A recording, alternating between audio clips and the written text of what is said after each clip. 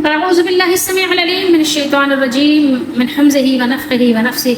بسم الله الرحمن الرحيم. ربي يسر ولا تعسر وتمم بالخير. ربي زدني علما. عفى الله عنك لما أذنت لهم حتى يتبين لك الذين صدقوا وتعلم الكاذبين. لا يستأذنك الذين يؤمنون بالله واليوم الآخر أن يجاهدوا بأموالهم وأنفسهم والله عليم بالمتقين. انما يستأذنك الذين لا يؤمنون بالله واليوم الآخر وارتابت قلوبهم فهم في ريبهم يترددون. یہ 3 آیات مبارکہ ہیں، سورہ توبہ کی 10واں سپارہ ہے، آیت نمبر 43 to 45 یعنی 43 سے 45. وہ جو اللہ اور قیامت پر ایمان رکھتے ہیں تم سے چھٹی نہ مانگیں گے، یعنی اجازت نہیں مانگیں گے بیٹھنے کی، اس سے کہ اپنے مال اور جان سے اللہ کی راہ میں نکلیں، اور اللہ خوب جانتے ہیں متقین کو. تم سے یہ جو چھٹی مانگ رہے ہیں، اجازت مانگ رہے ہیں، تو یہ وہی لوگ اجازت مانگتے ہیں جو اللہ اور قیامت پر ایمان نہیں رکھتے اور ان کے دل شک میں پڑے ہوئے ہیں. تو وہ بے شک کیا ہیں، اپنے شک میں ڈاواڈول ہیں، یعنی دھڑک رہے ہیں ادھر سے ادھر، نہ ادھر ہے نہ ادھر ہیں. یہاں پر اللہ تعالیٰ نے ان لوگوں کی بات بیان کی ہے کہ جب نبی صلی اللہ علیہ وسلم تبوک کی طرف روانہ ہونے لگے تو بعض منافقین نے بناوٹی اپنی طرف سے یعنی کچھ جھوٹے موٹے ہیلے بہانے تراش لیے اور وہ پیش کر کے آپ صلی اللہ علیہ وسلم سے مدینے ہی میں رہنے کی اجازت مانگنے لگ گئے. حالانکہ انہوں نے طے کر رکھا تھا کہ اجازت نہ بھی ملی تو پھر بھی وہ جائیں گے نہیں. ٹھیک ہے، اجازت تو بس ایک ان کے لیے ایک کہنا چاہیے شیلٹر، ایک شیلڈ تھی کہ دیکھو ہمارے پاس ہمیں اجازت ملی ہوئی ہے، ٹھیک ہے، لوگوں کو دکھانے کے لیے. اب ان کی آزمائش کے لیے انہیں اجازت دینے سے اس وقت تک گریز کرنا چاہیے تھا کہ یعنی ان کو اجازت نہ دی جاتی تاکہ راز ان کا کھل جاتا. جب تک کہ یہ پتہ نہ چل جاتا اس وقت تک یعنی اجازت نہیں دینی چاہیے تھی کہ جب تک یہ واضح نہ ہو جاتا کہ کس کا عذر حقیقی ہے اور کون بہانے باز ہے. ٹھیک ہے، مگر آپ صلی اللہ علیہ وسلم انتہائی مہربان، بہت ہی شفیق، ٹھیک ہے، تو آپ صلی اللہ علیہ وسلم نے ان کو کیا کیا، اجازت دے دی. ٹھیک ہے، کہا کہ ٹھیک ہے. اس اجازت دینے پر اللہ تعالیٰ نے آپ صلی اللہ تعالیٰ علیہ وسلم کو یہاں پر یہ بات بیان فرمائی. تو یہاں پر جو اللہ نے بیان کیا نا کہ آپ نے ان کو اجازت دی کیوں، آپ نے ان کو کیوں اذن دیا، ٹھیک ہے، یہ کہنے سے پہلے اللہ تعالیٰ نے معافی نامہ سنایا. پہلے عفا اللہ عنکا، یعنی اللہ تعالیٰ آپ کو معاف کرے. ٹھیک ہے، اور ظاہر ہے معاف تو اللہ ہی نہیں کرنا، لیکن اللہ تعالیٰ نے پہلے ہی بتا دیا یہ بات قوم کو، عوام کو کہ دیکھو تم اس کے بارے میں کچھ شک و شبے میں نہ پڑنا. اللہ تعالیٰ نے پہلے معافی نامہ سنایا ہے اور اس کے بعد یہ بات کہی ہے. ٹھیک ہے، دیکھیں کیا ایک اللہ تعالیٰ ظاہر اپنے بندوں کی، اور جو اللہ تعالیٰ نے جن کو یعنی منتخب کیا ہے، جو اللہ کے منتخب کرتا ہے، جو اللہ کی چوائس ہے، یعنی دیکھیے انبیاء، ان پر اللہ تعالیٰ کا کیسا لطف و کرم ہے، اور وہ کیسے اللہ تعالیٰ کے فرما بردار ہوتے ہیں کہ اللہ تعالیٰ ان کو پہلے معافی نامہ سناتے ہیں، پھر اس کے بعد بتاتے ہیں کہ یعنی آپ نے ایسا کیوں کیا، آپ کو ایسا نہیں کرنا چاہیے تھا. کہنا چاہیے نہایت لطف و کرم اور مہربانی کے ساتھ اس اظہار سے پہلے معاف کر دینے کی اطلاع دی، اور پھر فرمایا کہ آپ نے ایسا کیوں کیا. اس میں پیچھے رہنے والوں کی مذمت بھی صاف نمایاں ہے، کیونکہ ان میں کم ہی تھے جن کا عذر صحیح تھا، اکثر جھوٹ ہی بول رہے تھے. تفسیر ابن ابی حاتم میں ہے کہ قرآن نے روایت کیا ہے کہ کیا تم نے کبھی اس سے بھی زیادہ احسن یعنی خوبصورت خوبصورت انداز میں بعض پرس، کسی سے یعنی کوئی بات کی تفتیش کرنا، بعض پرس سنی ہے کہ بعض پرس سے پہلے ہی قبل ہی معافی کا اعلان ہو. عفا اللہ عنک لما اذنت لہم، اللہ آپ کو معاف کریں، آپ نے ان کو یعنی منافقین کو اجازت کیوں دی، کیوں ان کو اجازت دی. منافقین کا حال بیان ہوا ہے کہ اہل ایمان تو ظاہر ہر وقت ایکٹیو رہتے ہیں کہ بس جب حکم ہوا حاضر ہیں، لیکن منافقین کا یہ حال ہے کہ نہ تو سچے دل سے مومن ہیں تاکہ اللہ تعالیٰ اس کے رسول صلی اللہ علیہ وسلم کا جب حکم سنیں تو ایکٹیو ہو جائیں اور فوراً یعنی حاضری کے لیے حاضر ہوں اور بات مان لیں، ٹھیک ہے، فرما برداری کریں. تو وہ ایسا بھی نہیں کرتے، اور وہ یہ بھی نہیں کرتے کہ اپنے کفر کو ظاہر کر دیں، یعنی اپنے کفر کو ظاہر کر دیں تاکہ پتہ چل جائے بھائی کہ یہ کافر ہیں تو بھائی ان سے معاملہ ہی نہیں رکھا جائے. تو ادھر ایمان کے تقاضے پورے کرنے سے بھی عاجز ہیں، ادھر اپنے آپ کو کافر بتانے سے بھی معذور ہیں، اس کی بھی جرت نہیں ہے، اتنی بھی ہمت اور سکت نہیں ہے کہ بتا دیں کہ بھائی وہ پورے طریقے سے مسلمان نہیں ہوئے، بس صرف یہ دنیا دکھاوا ہے. تو بیچارے عجیب یعنی کہنا چاہیے کہ شک میں پڑے ہوئے، کشمکش میں یعنی گرفتار ہیں. تو ایسے لوگوں کا حال بڑا عجیب ہوتا ہے کہ بیچارے وہ ظاہر ہے بڑے قسم و کرسی کی زندگی گزار رہے ہوتے ہیں. تو اسی طرح سے ان منافقین کا حال تھا کہ وہ آپ صلی اللہ علیہ وسلم کے پاس آتے اور کہتے ہیں یا رسول اللہ ہم تو بالکل تیار تھے، لیکن عین وقت پر کچھ ایسی مجبوریاں رونما ہو گئیں، ایسی مجبوریاں آ گئیں بادل نخواستہ کہ ہمیں بس رکنا ہی پڑ رہا ہے، اب ہم جا نہیں سکتے۔ ٹھیک ہے، تو اللہ تعالیٰ فرماتے ہیں کہ ظالم سفید جھوٹ بول رہے ہیں، اگر ان کا قول درست تھا تو انہوں نے کچھ تیاری کی ہوتی نا، اگر ایسا واقعی صحیح ہوتا، کچھ تو سامان تیار کیا ہوتا، کچھ تو اس کا انتظام کیا ہوتا، تو پتہ چلتا کہ ہاں ان کا ارادہ تو تھا، لیکن بیچارے ظاہر ہے ان کے لیے جو مجبوریاں آ گئیں وہ ان کے لیے رکاوٹ بن گئیں۔ انہوں نے تو اپنے یعنی کہنا چاہیے جو یعنی تیاری کے اظہار سے بھی کچھ ثابت نہیں کیا کہ ہاں یہ واقعی چلنے کے لیے تیار تھے۔ صادق، صدق، صدوق، صدیق، یہ تو آپ جانتے ہیں نا، صادق و امین کس کو کہتے ہیں؟ صادق سچے کو کہتے ہیں نا، یہاں یہ بیان ہوا ہے۔ کاذب، کذاب، یہ تو آپ اردو میں جانتے ہیں، جھوٹے کو کہا جاتا ہے۔ اللہ تعالیٰ نے فرمایا حتیٰ یتبین لک الذین صدقوا، فرمایا کہ آپ پر وہ لوگ بھی ظاہر ہو جاتے، یہاں تک کہ وہ ظاہر ہو جاتے جو سچے ہیں، ٹھیک ہے، کہ واقعی وہ ان کا عذر صحیح ہے، وہ صحیح عذر ظاہر کر رہے ہیں کہ وہ جانے سے عاجز ہیں۔ وتعلم الکاذبین، اور آپ جھوٹوں کو بھی جان لیتے، یعنی یوں کہیے کہ سچے اور جھوٹے بالکل کھل کر سامنے آ جاتے کہ سچا کون ہے جھوٹا کون ہے، ٹھیک ہے، یہ بالکل کھل جاتے۔ تو اللہ تعالیٰ نے فرمایا کہ جب ان لوگوں نے آپ صلی اللہ علیہ وسلم سے اجازت لی تھی تو آپ نے ان کو اجازت کیوں دی؟ ٹھیک ہے، آپ نے ان کو کیوں چھوڑ دیا کہ ہاں ٹھیک ہے بیٹھ رہو؟ ٹھیک ہے، آپ ان میں سے کسی کو بھی پیچھے بیٹھ رہ جانے کی اجازت نہ دیتے تاکہ آپ کو معلوم ہو جاتا کہ آپ کی بات ماننے والے لوگ کون ہیں، ان میں سے سچے لوگ کون ہیں، جھوٹے کون ہیں۔ اگر آپ انہیں اجازت نہ دیتے تو پھر بھی یہ آپ کے ساتھ جانے والے تو نہیں تھے، جاتے تو نہیں، یہ منہ موڑ کر پیچھے ہی بیٹھ جانے والے تھے، یہ اسی بات پر بضد تھے۔ لیکن یہ کہ آپ نے اجازت دے دی تو ظاہر ہے ان کو ایک یعنی سہارا مل گیا، ٹھیک ہے۔ اور جن لوگوں کا اللہ اس کے رسول پر ایمان ہوگا تو وہ تو ظاہر ہے پیچھے بیٹھ رہنے کو پسند ہی نہیں کریں گے، نہ ہی وہ آپ سے اجازت طلب کریں گے۔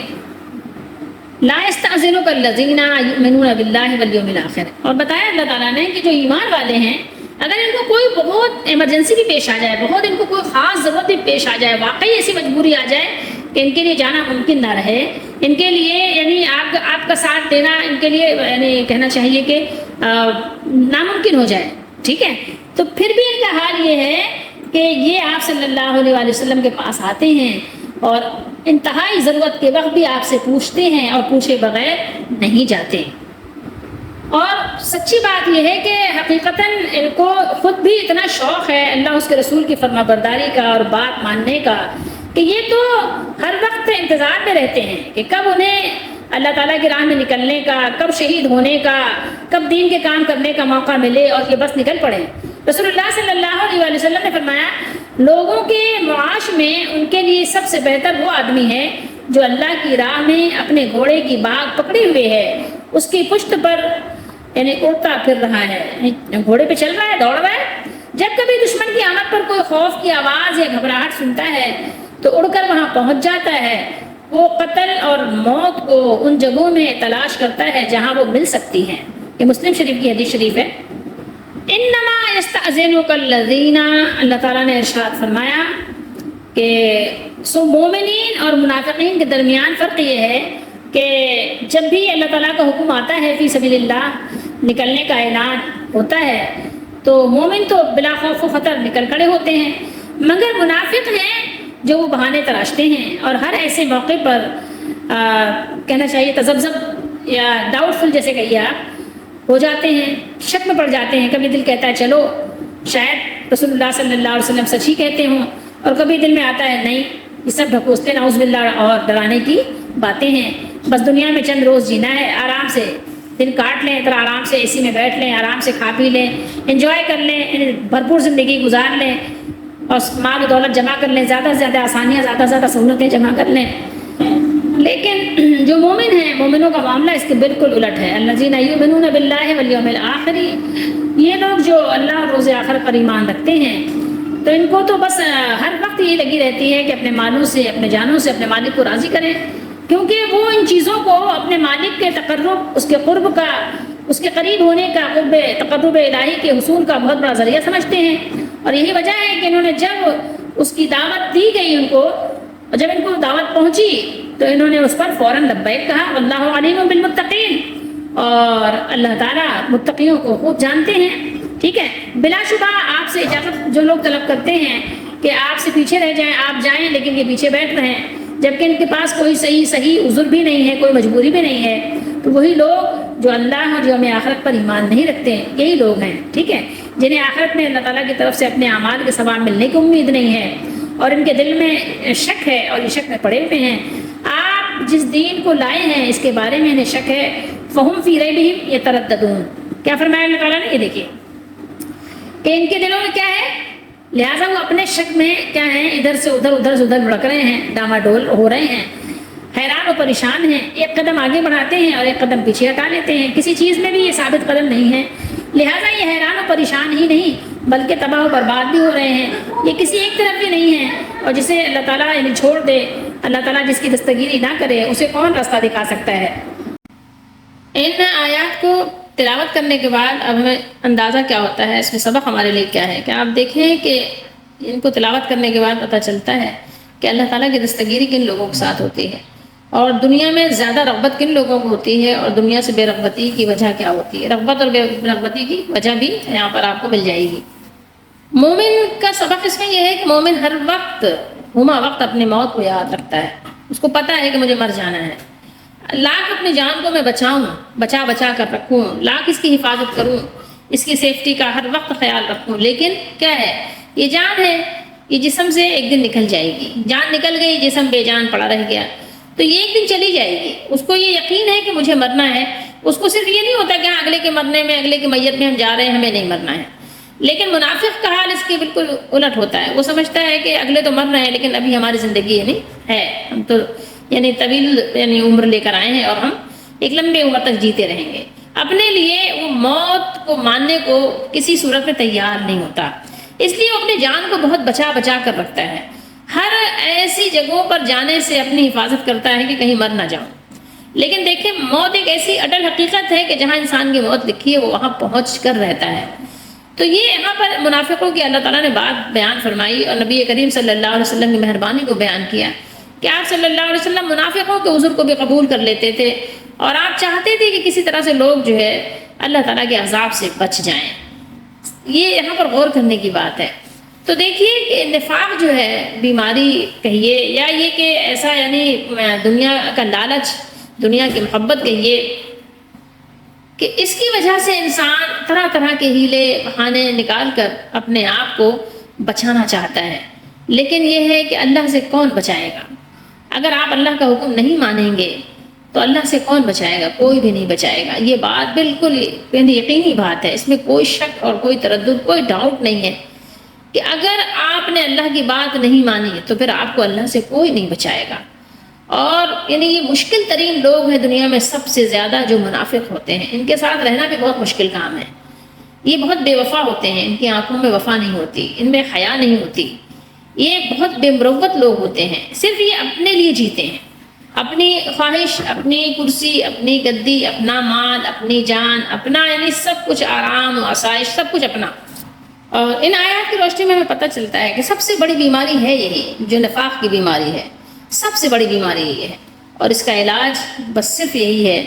کہ آپ جو ہے موت پر اپنے یقین رکھیں کہ آپ کو مرنا ہے، اور اس بات پر بھی یقین رکھیں کہ مرنے کے بعد اٹھنا ہے، اللہ کے دربار میں کسی نہ کسی طور پر آپ کو حاضری دینا ہے، ٹھیک ہے؟ وہ ہمیں سمجھ آئے نہیں سمجھ آئے، یقین آئے نہیں آئے، لیکن جیسے اللہ کے نبی صلی اللہ علیہ وسلم نے فرمایا نا، دل چاہے یا نہ چاہے، پسند ہو یا نہ ہو، ٹھیک ہے، پسند کرو یا مکروہ جانو، لیکن کیا کرو، اسلام قبول کر لو، فائدہ تمہارا اسی میں ہے، ورنہ بہرحال کوئی بھی نہیں بچا سکتا۔ اللہ تعالیٰ ہم سب کی دستگیری فرمائے، ہماری مدد فرمائے، ہمیں اپنا بھلا برا سمجھنے کی توفیق دیں۔ اصل بات تو یہی ہے نا کہ انسان کی عقل کا پتہ جب چلتا ہے کہ انسان اپنے اچھے برے کو تو پہچانے، دوسرے کو تو باتیں پہچانے کا۔ بہت سے لوگ ہوتے ہیں اپنے اچھائی اور برائی کو نہیں پہچان پاتے۔ بہرحال اللہ تعالیٰ سے دعا ہے اللہ ہماری مدد فرمائے۔